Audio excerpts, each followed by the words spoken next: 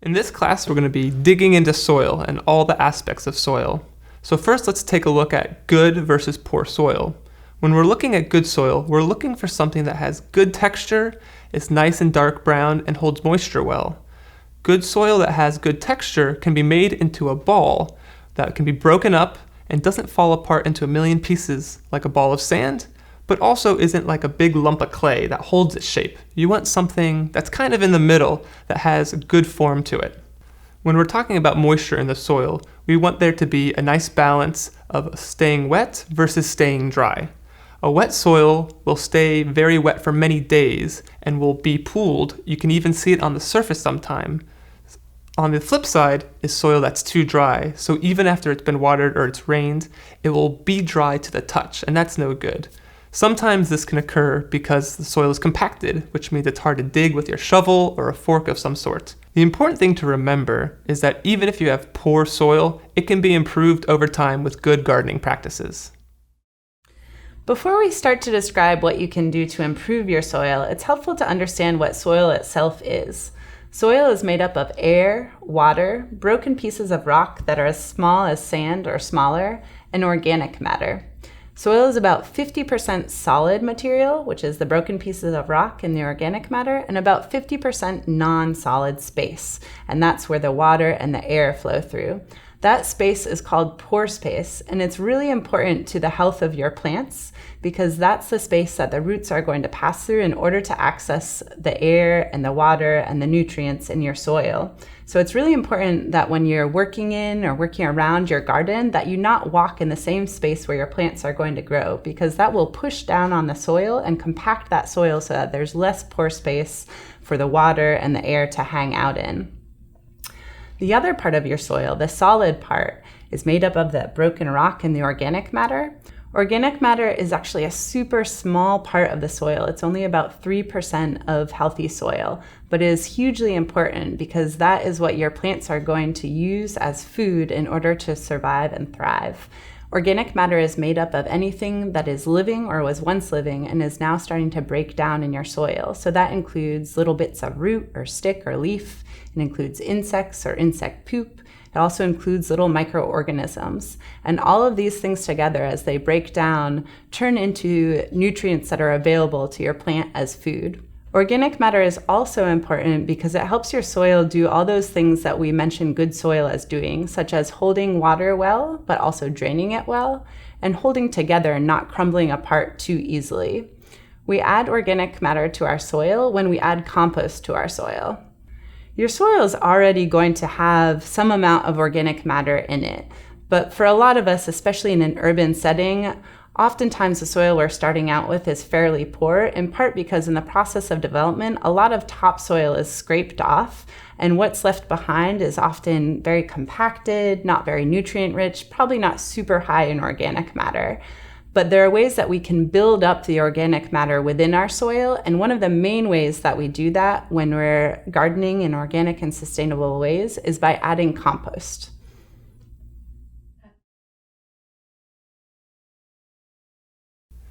Compost is a mix of things we find in our garden or in our homes that are all mixed together and broken down over time. Items like wood chips, leaves, food scraps, and other once living things you might find in your yard or in your home are mixed together in proportion, and over time they'll break down, they'll no longer be smelly, and they'll look like beautiful, brown, healthy living soil. We also love compost because it diverts food scraps and other garden waste from the landfill, which can help reduce greenhouse gases. If you're not able to make compost, you can also purchase it. Many yard waste facilities in cities and towns will sell compost, and many hardware stores even carry it as well. But the most affordable option is to make compost yourself. Now let's go take a look at how you make compost.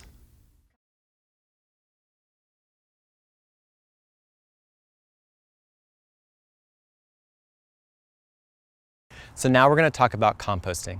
Composting is a natural process that breaks down organic materials like plant debris, autumn leaves, vegetable scraps, and other materials that were once living.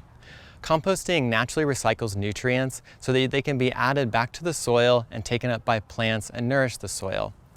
Compost is full of beneficial microorganisms like fungi and bacteria and other microbes that decompose living matter so that it can be available to the soil and again for plants to take up. Soil that's rich in compost also helps the soil hold on to water longer.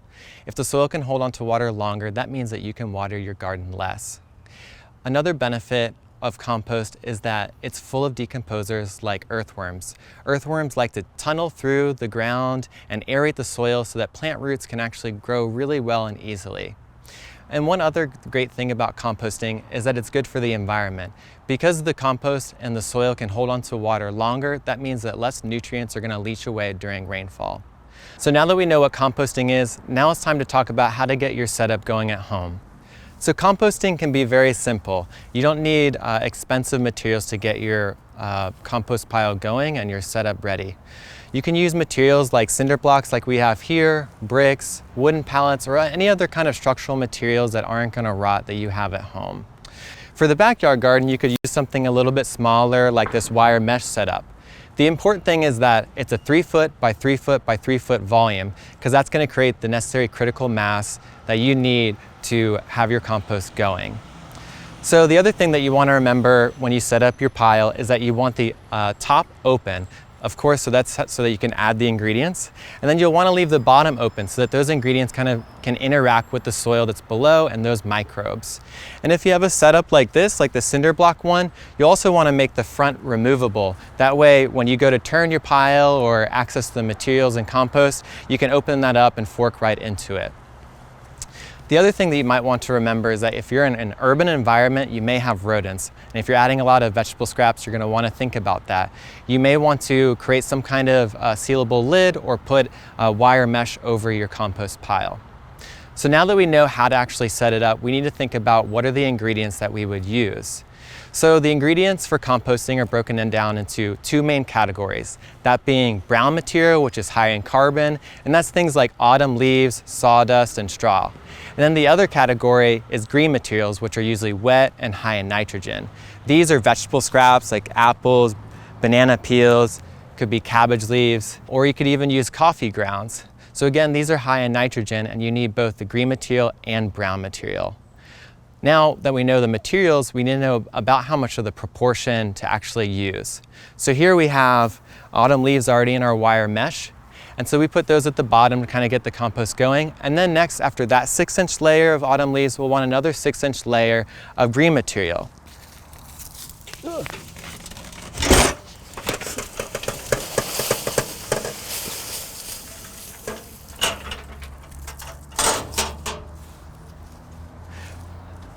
When you have materials, you're going to want to alternate these materials in alternating layers. So your brown material, then your green material, and then brown again. You're going to want to fill up your pile to about the top of your compost pile and then let it settle down.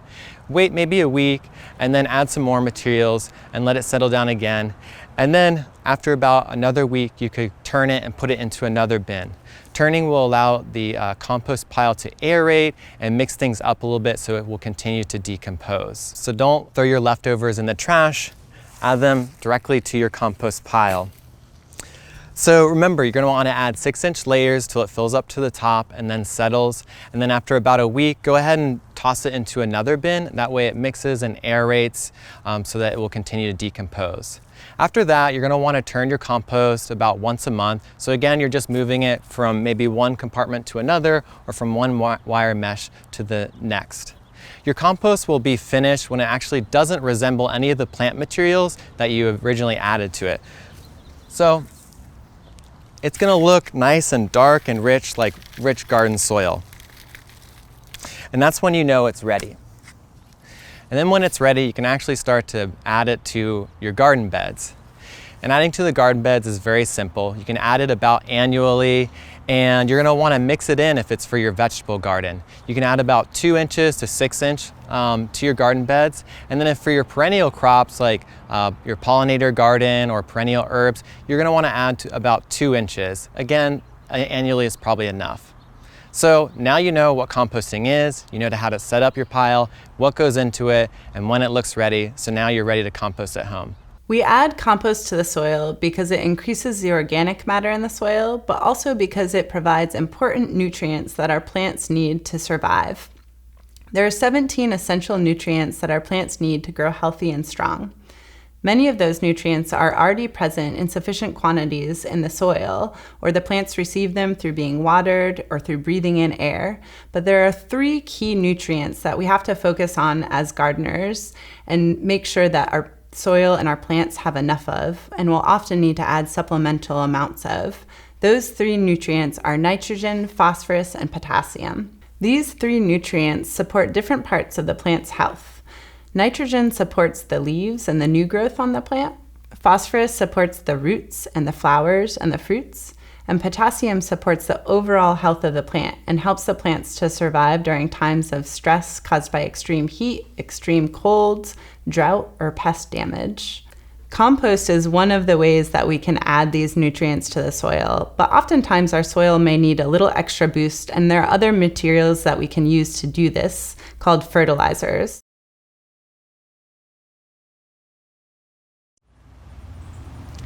There are many products available for adding supplemental nutrients to your garden soil. Some of these products will be organic and made up of minerals like green sand or azomite and once living things like kelp meal or blood meal or bone meal or feather meal. Other of these products will be synthetic or derived from chemical processes. Here in our garden, we use organic products because they help to feed the soil microbes and build the overall health of the soil while having less negative impact on the environment. These are a few examples of some fertilizers that I got from Stone Brothers, a local garden store here in Durham. It can be hard to find organic fertilizers at your local garden store or hardware store, but if you look hard enough, there should be a few options available. If you can't find anything at your local store, you could look online through Johnny's Seeds or Seven Springs Farm or groworganic.com, which are other great places to look for organic products. The type of fertilizer that you need is going to depend on the specific needs of your soil and the types of plants that you plan on growing there. But there are a few things that you want to look for when you're selecting your fertilizers from the store. The first thing that you want to look for is a 3-number code, or the NPK code.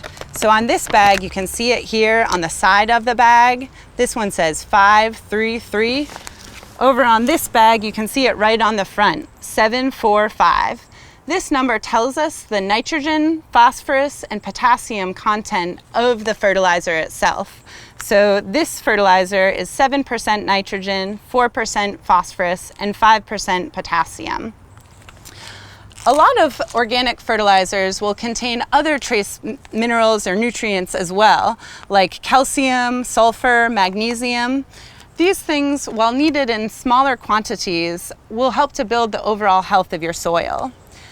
Some fertilizers, like this Happy Frog here, have what's called mycorrhizal fungi.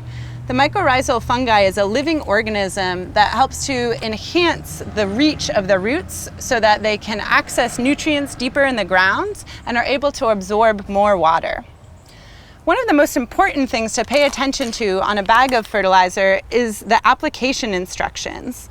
The application instructions can come in different forms, but overall what they're telling you is how much fertilizer to apply either per square foot in your garden bed or per plant. So on this bag of Happy Frog, one of the application instructions that they give you is application per plant itself. So they give you specifics for different types of plants like tomatoes, peppers, corn, and beans, and then how many cups or partial cups to add to the soil per plant that you're planting. Other fertilizer bags like this Espoma here will show you the application instructions in terms of how much to put down per square foot, or in this case, per 100 square foot. Whether you're looking at instructions per square foot or per plant, you should be able to do the math for your specific garden bed to figure out how much to put down for what you're planting or the amount of space you're planting into. Now that you know what to look for in selecting your fertilizer, let's look at how to apply it.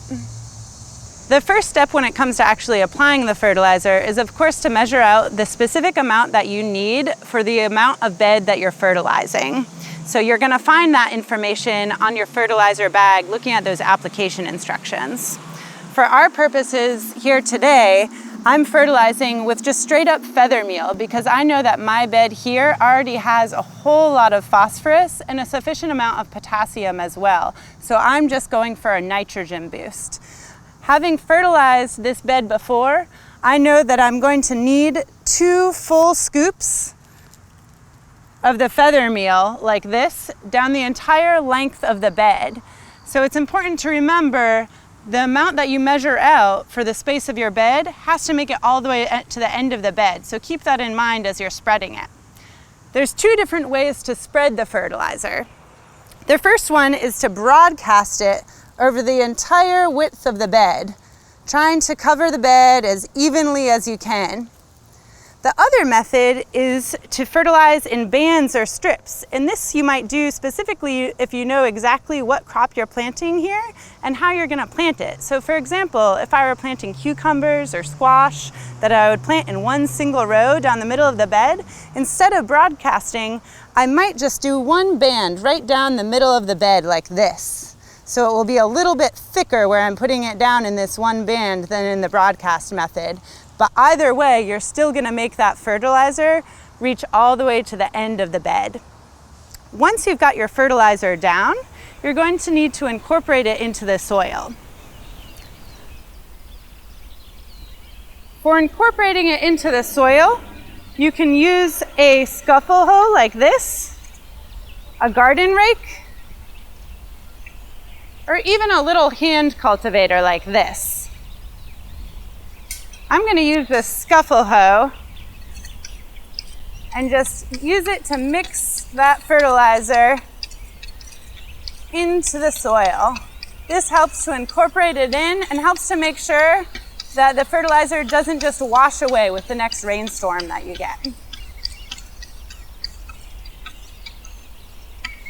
It's always best to add fertilizer before planting out your plants, but it's also possible to add additional nutrients or additional fertilizer once your plants are starting to grow, especially if they're starting to show signs of nutrient deficiency, like yellowing or slowing of growth. So this right here is a pepper plant that's starting to show some signs of nutrient deficiency. You can see that the leaves are starting to turn a little bit yellow, which makes a lot of sense because it's growing in a pot and it therefore has limited amounts of soil and limited amounts of nutrients to draw from. So potted plants are always going to need some supplemental fertility along the way. There are a few different ways to go about this, but in general, the best way to add supplemental fertility is using liquid fertilizers like this fish and seaweed emulsion right here, or water-soluble fertilizers like this water-soluble sulfate of potash that I've got over here. But there are a lot of different types of fertilizers that you can use, and most fertilizer bags will show you different application instructions for applying before planting or applying after the plants are already established. Whatever fertilizer you're using, you want to make sure to carefully follow the dilution instructions or the application instructions on the package to make sure you're getting the right amount of fertilizer mixed in relative to the amount of water and mixed in for the amount of plants or the amount of space that you're covering. I've already mixed in some fish and seaweed emulsion into this watering can right here. This is a 2.5 gallon watering can, and I've mixed in 5 tablespoons of our fish and seaweed emulsion because that's how much it told me to on the instructions on the package.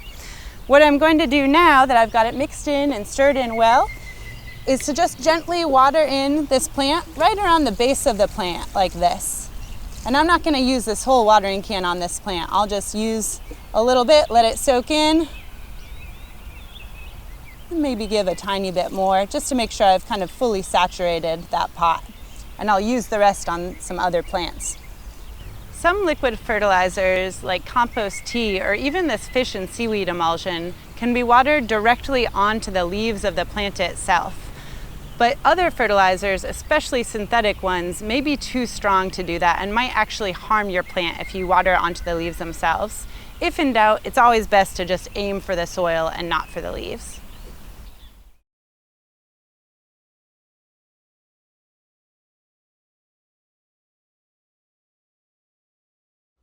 Another consideration for good soil health is thinking about the pH of our soil. pH is a measure of how acidic or basic the soil is. pH is measured on a scale from 0 to 14, with 0 being the most acidic and 14 being the most basic. The key thing to remember for vegetable gardening is to try to get within a range of about 6 to 7.5 for the health of our plants. It's really important to be in that range because when we're outside of it, plant nutrients aren't quite as available to the plant as they would be within that ideal range of 6 to 7.5. However, we can adjust the pH by adding certain minerals to the soil. If you find yourself having overly acidic soil, which is very common here in North Carolina, you can add what's called lime or crushed limestone to your soil to make the soil more basic. On the flip side of that, if you find yourself having more acid-loving crops that you like to plant, like a blueberry, you can actually add a thing called elemental sulfur, which will make your soil more acidic. However, the key thing to remember for a vast majority of garden vegetables is to stay within that range of about 6 to 7.5. A soil test is a way to get a glimpse at the fertility of your soil, which is a measure of the nutrients available to your plants. This in turn gives us great information about what kind and how many fertilizers to use to sustain a healthy crop. Here in North Carolina, you can send your soil test off to the State Department of Agriculture for a free reading of those nutrients. Most states have free testing from their own departments of agriculture. First, let's take a look at the soil intake form that you'll have to fill out, and then we'll take a look at some model soil test results. So first, we're going to fill out that soil sample intake form. Today, we're going to use the Lawn and Garden Soil Sample Information Sheet, which you can download online or find at your local extension office. Make sure when you get information about taking the soil test that you get all the instructions from the office so that you are ready to go and feel like you have clear instructions. But local extension agents can give you any further information you might need.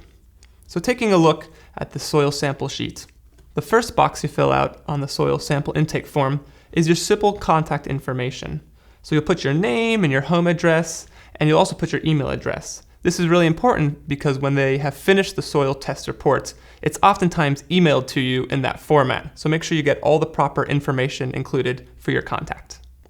For those of you who have a small garden, you might just be taking one sample, and that's just fine. That should cover all your bases. But if you have a larger garden and maybe you're going to plant different things like blueberries in one spot and your veggies in another spot and maybe flowers somewhere else, it's worthwhile to take multiple samples. You'll notice in the second box that there's multiple spaces for your sample identification. This is where you'd put different numbers that correspond to the different soil samples you'll be taking for all those different spots. That third column is all about the lime that you may have applied in the past for your garden bed, or if this is a new garden box, you'll just leave this space blank. The final column for lawn and garden planting code is the most important one. And the reason is these soil test results are really geared around being predictive about what you will need for this upcoming crop. And so if you're going to plant azaleas versus fruits and veggies, it's going to give you some different recommendations. So it's really important to find that correct code in the instructions for this sheet and put that number in. Now let's turn to our soil test report. When you get your results, it'll look something like this.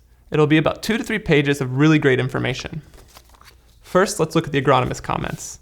These are some general recommendations based on the specific crop that you chose, but isn't specific to your garden. So we're going to take a look at the specifics to your garden. Looking at the vegetable garden block, I can see a couple of things. First, I know that this is the sample ID that I took for this specific space. This is important to keep in mind because you might have tested multiple locations, and thus you need to match the results to that specific location that you chose. I can also note that the lime history is there. Since there's nothing listed, that just means I didn't put anything in. I haven't added any lime to this specific spot. Now let's take a look at the results. Remember, everything is geared towards a vegetable garden. That's the crop I chose to grow next in this space. So everything corresponds to the soil and that vegetable crop. So the test results for the pH say 5.9. This means that we're a little bit below the ideal range of about 6 to 7. So my soil is a little bit too acid, and we need to make it a little bit more basic. So I know I'm going to be needing to add a little bit of lime. Now let's turn to the nitrogen, phosphorus, and potassium recommendations, the NPKs. You'll notice that there's no N, nothing about nitrogen in the results. That's because nitrogen is a very volatile element. It's oftentimes absorbed by the plants each year or lost to the air or water. However, we do have some information about phosphorus and potassium. So that first one, phosphorus index, you can see that I have a value of 403. So this is off the charts. The optimum range is between 50 and 70 for the phosphorus index. Now, while it may be off the charts, going beyond just the scale bar, that's not necessarily a bad sign. That just means that I have more than enough phosphorus for this year and I definitely don't need to add any more. For the potassium index, and potassium is represented by K, we can see that I'm just at that optimum level. I'm right at 51. So while this means I might be needing potassium eventually, this year I'm probably good. And we can see that reflected in the NPK recommendations. If you turn to the top, it says 5 pounds per 1,000 square feet of 2100 group D. So let's unpack that a little bit. This means I need 5 pounds of fertilizer per 1,000 square feet of garden. Now, I'm sure most of us don't have 1,000 square feet of garden, or it doesn't exactly match that number. So you'll have to do a little bit of math to get the exact quantity that you need. In terms of the type of fertilizer, 2100 refers to 21% nitrogen, 0% phosphorus, 0% potassium. Oftentimes, it's hard to find that exact type of fertilizer at a garden store, so that's why it includes information in the end, that group D. That's in reference to other similar fertilizers in the group D. You can find the specific groups and what's an equivalent in the links online from the North Carolina Department of Agriculture. Turning to the last information, the additional test results, you can see that there's a number of abbreviations with some values. These are really great things to learn about, and you can see the abbreviations in the next page, but to really learn what they mean and how they impact your garden, you should do a little research online.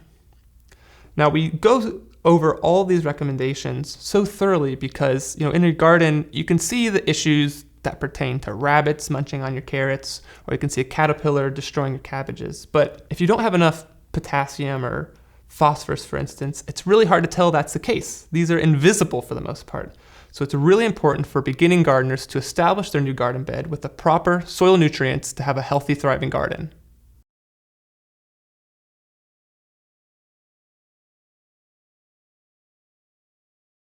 Your soil test is only as good as a soil sample you take it with, so it's really important to take a good representative soil sample.